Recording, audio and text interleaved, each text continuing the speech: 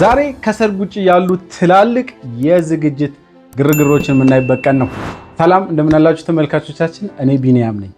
ይህ ቪዲዮ ለመጀመሪያ ጊዜ ከሆነ እየመጣላችሁ ወይም ይህን ፊት ዛሬ ገና ያያችሁ ከሆነ ገና ከማየታችሁ የትም ሳትሄዱ የሰብስክራይብ በተንና ላይክ በማድረግ ጀምሮ ላይክ ብዛት እፈልጋለሁኝ። በትንሹ 2000 ላይክ እንዲሞላ የእናንተ የመጀመሪያው ስለሚያስፈልግ ላይክ በማድረግ ጀምሮ ሰብስክራይብ አድርጉ።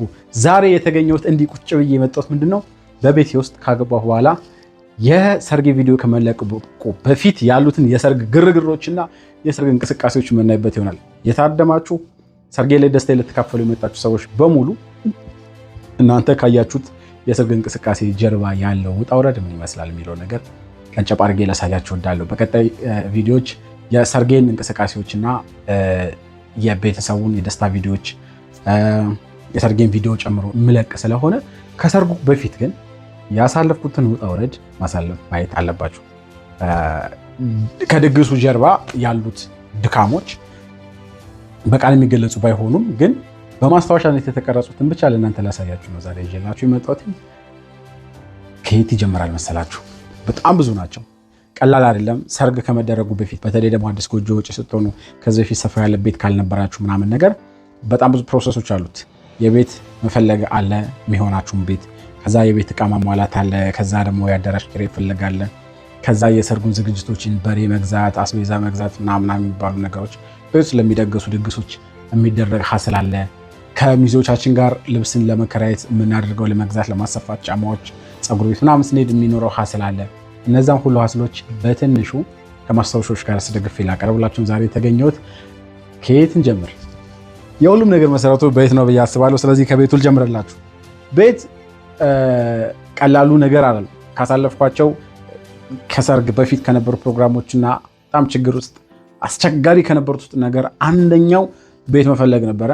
ቤት መፈለግ አዲስ አበባን ማካለል በሚባል ደረጃ በጣም ለፋጋው ከባለቤቴ ጋር በመሆን በጣም ብዙ ቦታዎችን አስበናል። ከስራ ህንፃ አካባቢ ለቤተሰብ ካለመራቅ ምናምን የተቻለን ያክል ሞከርን።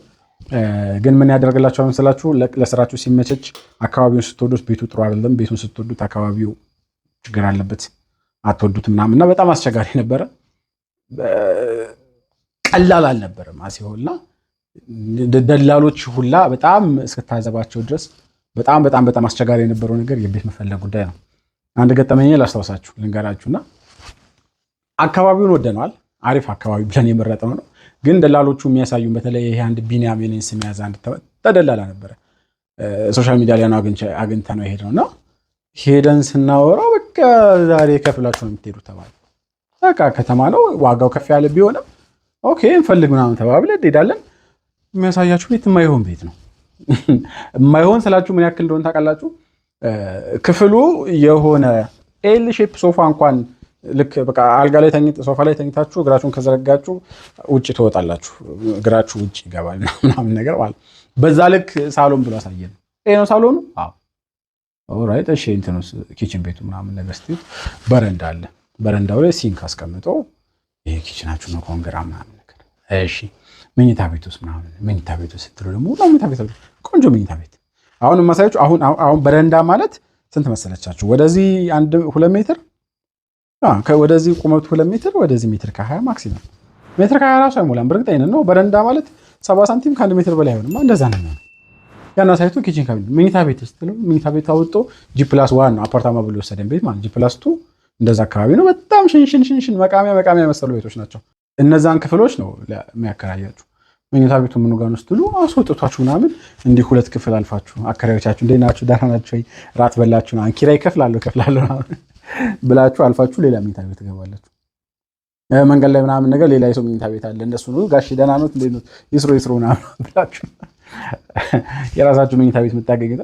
አንተ ደላላ ግን ምን ነው የሚያምር ስራ አይደለም ያስኩት ያን ያክል አስቸጋሪ ነበረ። ፋይናሊ እግዚአብሔር ይመስገን ይህን ከጀርባ የምታዩትን ቤት አገኘን። ይህንን ቤት ካገኘን በኋላስ ሁለተኛው ፈተና ምን ነበር ላይ ናለው ባለቤቴ ቤቱ ማይሆን ቀለም ነበር የተቀባው ላይክ እንደ ሎሚ ከለር ነገር። እኔ ደግሞ በባህሬ ምን ወዳለው ነጣ ያለ ፈካ ያለ ነገር ወዳለው ውስጤን ሰላም የሚሰጠው ነጣ ያለ ነገር ነው። ፍልስፍናው ነው። እሺ ስለዚህ ነጭ ማድረግ ፈለግን። ከዛ ይሄንን ለቀለም ቀቢ ከምንሰጠው ጊዜ አለ ለምን ራሳችን አንቀባውም ተባባል። ለምን ያው ሚሞሪ ማለት አይደለ ፊልም ላይ የምታዩት ቀለም ሲቀቡ ቀለም ሲረጫጩ ምናምን በቃ እኛም እንደዛ ማሳለፍ አለብን ብለን የቀለም ሁኔታ እንደዛ ያዝ ነው። እርቃኔን ሆኜ ነው የምላችሁ እርቃኔን ሆኜ ቀለም ለካ በጣም እንኳን ልንረጫጭ እንዲህ ሲነካኝ ራሱ በጣም ከበደ። አይለቅም ከያዘ ገብቷችኋል። እኔ መሰለ ጥቁር ልጅ ነጭ እስከሆን ድረስ ነው በቃ እንዲህ ስቀባ የፈጣሪ ያለ ምን ነክቶኝ ነው ከባድ ነበር። እና የቀለም መቀባቱን ጉዳይ እኛ ሰራ ነው በጣም አስቸጋሪ። ቀጣዩ ነገር እሱ ነበር ቀለም ስቀባ ትዝታይ። አክቹአሊ ጥሩ ሜሞሪ አሳልፌበታለሁ። በጣም ብዙ ቀለም ፈጀው፣ በጣም ብዙ ቀለም አባከንኩ። ሴራሚኩ እንዳለ በከታ አደረግ ነው። እሱን ለማስለቀቅ ደግሞ ፈጋን ብቻችን እየመጣን እዛ ላይ ያልነበራችሁ ጓደኞቼ እግዚአብሔር ስራችሁን ይስጣችሁ፣ እንተዛዘባለን። ስቀልድ ነው። ከዛ ደግሞ እቃ ማሟላት እግዚአብሔር ይመስገን ከሞላ ጎደል እቃዎቼን ቀድሜን ያዘጋጇቸው። በቃል ፈርኒቸር በኩል የተዘጋጁ አብዛኞቹ ሁሉም የፈርኒቸር እቃዎቹን በእነሱ በኩል ነበር የተሰሩት። ቆንጆ ነበረ። ግን እሱ ደግሞ ሲመጣ ምንሃ ስለሆነ እቃ ማሟላት ላይ ስገባ ከወጪው ባሻገር ቁምሳጥኑ ደረጃውን ያስወጣው። ለምን ወጣ? በገመድ እየተጎተተ 4ኛ ፎቅ ድረስ ቁምሳጥን የሚያክል ነገር ገመድ ታስሮ ሲወጣ ልባችሁን አብሮ ልክ የሚል የቁምሳጥኑ እሺ ይሁን ብለን ስናልፍስ ባለሶስቱ ሶፋ አይወጣም። መድኃኔ የሱ ደግሞ ይባስ በጣም ከባድ ነው። እሱም በገመድ ተጎትቶ ወጣ። በቃ ልቤ ውልቅ እስከትል ድረስ አስታውሳለሁ። እሑድ ቀን ነበረ ቀኑ። ቅዳሜ ቀን ነበር ያስገባሁት። እሑድ በዓል ነው፣ ቅዳሜ ነበር ያስገባሁት። ማታ 1 ሰዓት 2 ሰዓት አካባቢ የጀመርኩኝ እቃ ማስገባት ባለሶስቱን ሶፋ ብቻ ለማስገባት እስከ 5 ሰዓት 4 ሰዓት ከምናምን ድረስ ቆየን ከአውራጆቹ ጋርና በጣም ፈታኝ ነበር። አረሰውም ያደከመኝ ድካም። በዓልን ዋዜማውን እቤቴ ነው ያደርኩት። እዚህ ቤት ባዶ ቤቱን ያደርኩትኝና በጣም ከባድ ነበረ። ቀጣይ ያ የእቃ ማሟላቱ ጉዳይም በጣም አስቸጋሪ ነገር ነበረ። ወደ ሰርግ ሁኔታ ስንሄድ ደግሞ አዳራሽ ቀላል አልነበረም። ሰፋ ያለ አዳራሽ ነበር የፈለግነው። የቤተክርስቲያን ከተዳርንበት ቤተክርስቲያን ጀምሮ እስከ ብስራተ ገብርኤል 2-3 4 ቤተክርስቲያኖችን አየን። ያን ያክል አርኪ ስፋት የላቸውም። ቆንጆ ቤተክርስቲያኖች ቢኖሩም አዳራሻቸው ወደ ዓለማዊ ቦታ መሄድን እሱንም አንደኛ ስፋቱን ቆንጆ ነው። ልክ እንደምፈልገው ሆኖ ስለነበረ አዘጋጀን። የሱን የዲኮሩን የዘማሪያኑን የምኑን ጉዳይ ደግሞ አያልቅም። በጣም ሰፊና አስቸጋሪው ነገር ነበር እውነት ለመናገር። ከዛ ባሻገር ወደ ቀጣዩ ወጣ ስንል ደግሞ ወደ ቤት ያለው የብቻው ስራዎች ነበሩ። እነሱ ምንድናቸው መሰላችሁ?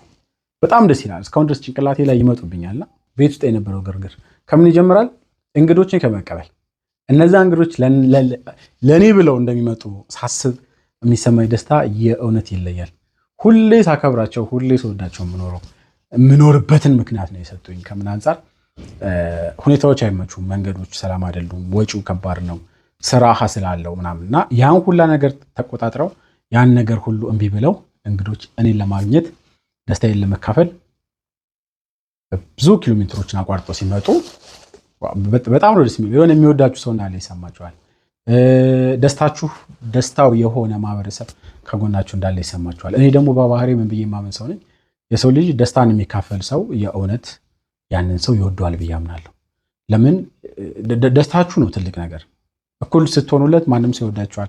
ምንድነው እኩል መሆን አይደለም ችግሩ፣ በልጠ መገኘቱ ነው የሚባል ነገር አለ አይደል? ከዛ ነገር መንጸር ብላችሁ አስቡት። ሰው የኔን ደስታ ሲካፈል ነው የእውነት የሚወደኝ የሚመስለኝ። ሀዘኔ ላይ ብዙም አይደለም። ሀዘኖቼ ለብቻዬ መጋፈጥ የሚወድ ሰው ነኝ። እንደዛ ነገር ማለትና ደስታዎቼን ሊካፈሉ የመጡ ሰዎች እንዳሉ ሳስብ በጣም ደስ ይል ነበርና ከነዛ እንግዶች ጋር ቤት ውስጥ ነው የሚያሩት። ቤታችን ውስጥ 20-30 ሁነን እንተኛለን። ምንጣፍ ተዘርግቶ ፍራሽ ቆረቆሮኝ የሚል የለም። የሶፋ ላይ ለምንተኛው ምናምን የሚላቸው ሰው የለምና ያንን ቫይብ በጣም ነው የምትወዱት። ያለውን ድካም ምናምን የሚያስረሳው ነገር አንደኛውና ትልቁ ነገር እሱ ነው። ልክ ጨዋታ ይነሳል። በጣም ተነፋፍቆ የነበረ አካል ከተለያየ አካባቢ የመጣ ሰው ነው የሚገናኘው። በጣም ጨዋታ ይደራል። ጭፈራዎች ይነሳሉ። ሁሉም እንደየመጣበት ባህል ተነስቶ የራሱን የደስታ መግለጫ ስሜት ይገልጻልና በጣም ደስ ይል ነበር። ከቅርብ ያሉትም ደግሞ ጊዜያቸው መስዋዕት በማድረግ እስከ ወር ድረስ ቤት ውስጥ በማደር ጠላው፣ ጠጁ፣ ምግቡ፣ ምኑ እንጀራው፣ ሊጡ፣ ቡኮ ምናምን እስኪዘጋጅ ድረስ አብረው ደስታቸውን በማገዝ ጉልበታቸውን ሳይሰስቱ በማድረግ ድረስ የሚረዷችሁ የሚወዷችሁ ሰዎች እንዳሉ ይሰማቸዋልና ቤት ውስጥ ያለው ግርግር በጣም ደስ ይል ነበር። አልገልጸውም። በጣም በቃላ እንዴት ብዬ ልንገራችሁ? የሆነ የሰው ስብስብ ለቢኒያም ደስታ ብሎ ሲካፈል ደስታው ደስታችን ነው፣ ይሄ ትልቅ የደስታ ቀን ነው ተብሎ ቤት ውስጥ ለየት ያለ ፕሮግራም በእናንተ ስም ተደርጎ ሲደረግ የሚወጣው ገንዘብ በሙሉ ይሄ የደስታ ገንዘብ ነው ተብሎ ሳይቆጠር ሲቀር ብዙ ዋጋ አለው። አሁን በዚህ ኑሮ በተወደደበት ሰዓት ላይ እያንዳንዱ ገንዘብ ቫልዩ ባለበት ሰዓት ላይ የሚወጣውን ገንዘብ የደስታ ገንዘብ ነው ይውጣ ምን አባቱ ብሎ የሚያወጣ ቤተሰብ እንዳላችሁ ሲሰማችሁ በጣም ደስ ይላል። የእውነት የምሬ ነው። ከቃላት በላይ ነው ይሄ ስሜት ለኔ በተለይ ብዙ ብቻዬን በቃ ቃላት አጥቼለት ያጣሁት ያቆምኩት ነገር ነው። ስለ ቤተሰቦቼ የመጨረሻውና አዝናኙ ነገር ልንገራችሁ። በሬ ሲገዛ የነበረው ሁኔታ በሬ መግዛት በሬ ያደርጋል። በተለይ ደግሞ ሁኔታዎችን ማታቋቸው ከሆነና ነቃ ደንገጥ ያላችሁ ካልሆናችሁ እንደኔ አይነት ከሆናችሁ በጣም ነው የምትበሉት። በጣም ስላለው ከምን ጀምራል መሰላችሁ? ገና ቤት ገብታችሁ ቤት እያላችሁ የምታስቡት የበሬ ዋጋና እዛ ስትሄዱ የሚጠብቃችሁ የበሬ ዋጋ አንድ አይደለም። በሬ በጣም ንሯል፣ ከሰው በላይ ውድ ሆኗል ነው የምላችሁ ጋይስ። እና ትንሽ እኔ ከጠበኩትም ውጪ ስለሆነ ዘናና ረቀቅ ያለብኝ ፕሮግራም የበሬ መግዛት ፕሮግራሙ ላይ እንዳጋጣሚ አብራቸው ሄጄ የነበረ ከቤተሰቦቼ ጋር አብራችሁኝ የነበራችሁ ሰዎች የእውነት አንደኛ ናችሁ። የበሬ መግዛት ፕሮግራሙ ላይ ምርጥ ነበራችሁ ማለት ነው። ከዛ ግን ምን አጋጠመ መስላችሁ? ዋጋው ስንገባን የጀመረን ጠብደል ያለ የሆነ የበላ በሬ አይተን ስንት ነው? 450 ሺህ ብር ይላል። ስጋ ነው እንደ እየበላ ያደገው አልኩትኝ። አንዱ ማለት ስጋ ነው እንደ እየበላ ያደገ አልኩትኝ። ገረመኝ። እኔ እንደዛ አልጠበቅኩ። በሬ 450 ሺህ ብር እንዴ! ኧረ በስመ አብ ተውት። ብቻ ያን ዋጋ ሰምተን ገብተን ራሱ ምን ያጋጠመ መሰላችሁ? ላይክ የማይረባውን በሬ ሊያሰምጣችሁ የሚፈልግ ሰው አለ። የሆነ አጥንት ባጥንት የሆነ እንደ አጥንቱን ጎድኑን ወስዳችሁ ስቲኪን የምታደርጉትን በሬ 400 ሺህ ብር ብሏችሁ ሊያሰምጣችሁ ይሞልክ ደላላም አለ። ያ ደላላ ተብዬ ደግሞ ምን አይነት ነው ታውቃላችሁ? ይመጣና እዛ በኩል ከሻጭ ወገን ሆኖ ይተማል። ያጣጥሉት ምናምን ይሄ በሬ በጣም ቆንጆ በሬ ነው ግዙት፣ በቃ ከረሜላ የሆነ ስጋ ነው ያለው ምናምን ብሎ ያሳምጣችሁና አይሆንም ብላችሁ ዞር ብለን ትነጋገራላችሁ። ለምሳሌ የሆነ ቆንጆ በሬ አየን 300 ሺህ ብር ቢሉት ለምሳሌ ነው 300 ሺህ ብር ቢሉት ቃኛ ቤተሰብ ይሰበሰብና ይሄን በሬ 250 ካደረገው እንግዛ ይባላል።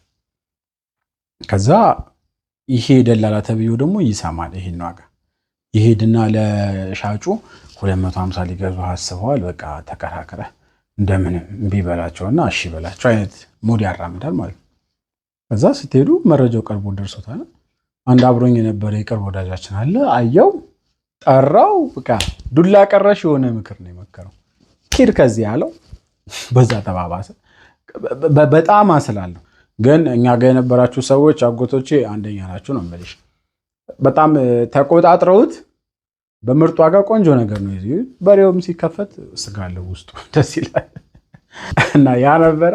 ከዛ በተረፈ ከሚዚዮ ጋር ከበሬው ሐሳብ ወጣ ስንል ወደ ማጠናቀቂያው ስገባላችሁ ከሚዚዮቼ ጋር በጣም ቆንጆ ጊዜ አሳልፈናል። ልቀርጽላችሁ ነበር ግን አልተመቸንም። ለምን አልተመቸኝም? ልክ ልብስ ቦታዎች ስንሄድ ለመግዛት ምናምን ስንንቀሳቀስ መሄጃውን እቀርጸዋለሁ፣ ስንሄድ እቀርጸዋለሁ፣ መግቢያ ምናምን ስሰራ። ከዛ ግን ልክ እነሱ ሲመጡ ጨዋታ ይጀምራል፣ እረሳዋለሁ፣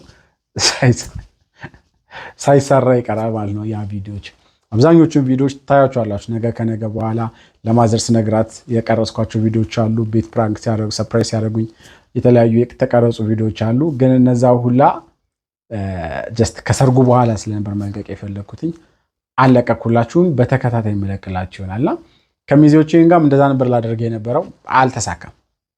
ፋይናሊ ወደ ሰርጉ ማግስት ሲኬድ ማግስቱ ላይ እኔ ያሰብኩትና ያጋጠመኝን ቀለል ያለ ነገር ልንገራችሁ። ለምሳሌ እንግዲህ ሙሽራ የሚታወቀው ዘና ብሎ ፀጉሩን ቀደም ብሎ ምናምን ሲሰራ ነው። እኔ ራሱ ያሰብኩት እሁድ ነው ሰርጉ፣ ከሐሙስ ከዓርብ ጀምሮ በቃ ሳሙና የሚገባለው ምናምን ሞሮኮ ገባለው ምናምን በቃ አምሮብኝ እቀመጣለሁ የሚል ሳቢ ነበር የነበረኝ።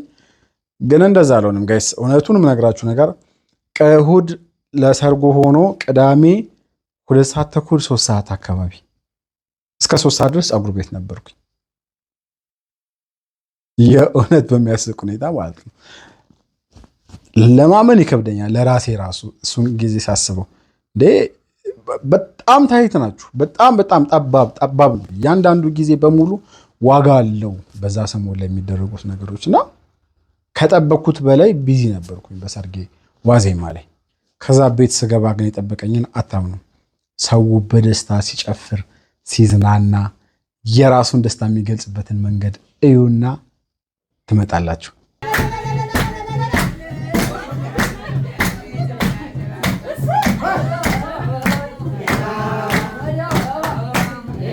ይህን ያክል ነበር ሰው በጣም ደስተኛ የነበረው በዛ ፕሮግራም።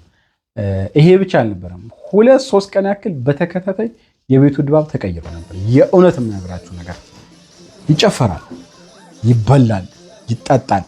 የብላት ሰሞን ነው በዓለ ሃምሳ አካባቢ ስለነበረ በጣም ተበላ። በቃ በጣም ደስ ይል ነበር።